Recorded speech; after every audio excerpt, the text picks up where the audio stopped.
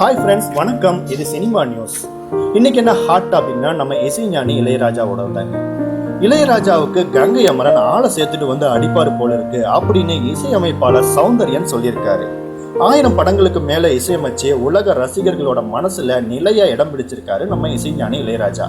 அப்படிப்பட்டவரை தவறான வார்த்தைகளை வச்சு விமர்சிச்சு இளையராஜாவோட ரசிகர்களை பெரிய வருத்தத்துல ஆழ்த்திட்டாரு கங்கை அமரன் அப்படிங்கிற இசையமைப்பாளர் சௌந்தர்யன். இது பத்தி சொல்றப்ப, ஒரு செய்தி சேனல்ல எஸ்பி பாலசுப்ரமணியம் எனது இசையில உருவான பாடல்களை பாடக்கூடாது அப்படின்னு இளையராஜா சொல்லியிருக்காரு அப்படின்னு கங்கை அமரன்ட்ட கேள்வி கேட்கிறாங்க. அதுக்கு அவரு ஒரு தன்மையா பதில் அளிச்சிருக்கலாம். ஆனா அவர் சொன்னது ரொம்ப முட்டாள்தனமானது, மடத்தனமானது. இதுக்கு மேல சம்பாதிச்சு என்ன பண்ண போறாரு?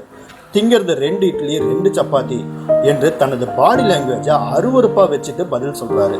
16 வயது நிலை படத்துல செந்தூர பூவே அப்படிங்கிற பாடலை இளையராஜா இசையில கங்கை அமரன் எழுதினாரு. அந்த பாடல் ஹிட் அடிச்ச பிறகுதான் அவர் உலகத்துக்கே தெரிய வந்தாரு. ஆக அவரை உலகத்துக்கே வெளிச்சம் போட்டு காட்டினவரு இசைஞானி இளையராஜா. அப்படி உலகமே வியக்கும் இசைஞானிய இவர் இப்படி சொல்லலாமா? இப்படிப்பட்ட அண்ணனை நினைச்சு அவர் பெருமை தானே படணும். மேலும் எஸ்பிபி பாடக்கூடாது அப்படின்னு இளையராஜா சொல்றதும் ஏத்துக்கத்தக்கது இல்லைங்க. ஆனா இது சரியா தவறா அப்படிங்கிறத நீதிமன்றம் தான் சொல்லணும் அப்படின்னு சொல்றாரு.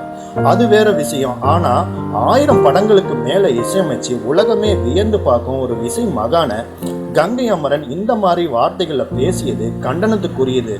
என்ன போன்ற கோடானு கோடி இசைஞானி இளையராஜா ரசிகர்களை பெரிய வருத்தத்தை கொடுத்திருக்கு. தம்பியுடையான் படைக்கு அஞ்சான் அப்படின்னு சொல்லுவாங்க. ஆனா இவர் ஆள் சேர்த்துட்டு வந்து அடிப்பார் போல இருக்கு. அந்த அளவுக்கு விவகாரமா பேசுறாரு கங்கை அமரன் அப்படின்னு தனதோட ஆதங்கத்தை சொல்லியிருக்காரு இசையமைப்பாளர் சௌந்தர்யன். இது போன்ற சுவையான சினிமா செய்திகளை தெரிஞ்சுக்கணும்னா நமது சேனலை சப்ஸ்கிரைப் பண்ணுங்க. வணக்கம்.